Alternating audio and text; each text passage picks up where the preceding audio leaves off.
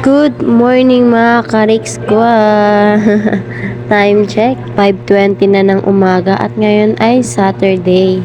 Magtitinda po pala ako ngayon dyan sa may tiyanggian sa amin. Ayan mga ka-Rick Squad, samahan nyo akong mag-ayos. Hindi mag-ayos ng itsura, kundi ng paninda. Hindi na ako nakapag-ilamos dyan guys. Yan, di ba? Bago yan, asikasuhin natin yung gagamitin nating lamesa. At ayan, kinukuha ko na pala dyan. May pasok rin po pala si Papa sa trabaho pero bago siya pumasok, nagpatulong muna ako na dalhin ito sa padyakan.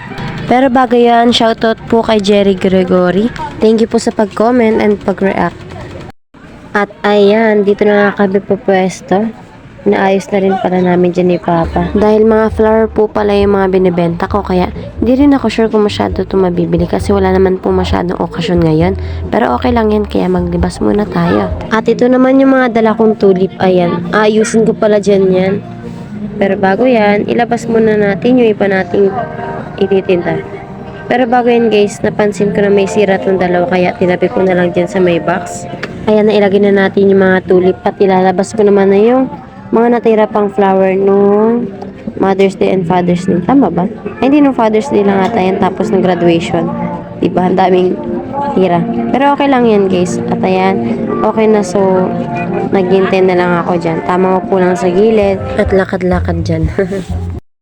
Time check, 10:37 na nga yan guys, kaya ayan. At saka pala guys, wala pa palang bumibili sa akin, pero okay lang yan, ganun talaga sa pagbibusiness, hindi laging meron. Sa ngayon is matumal pa, okay lang yan, pero syempre, andar pa rin ang araw na may bibili at bibili rin sa atin. Kaya ayan guys, niligpit ko na po pala bago kami umuwi.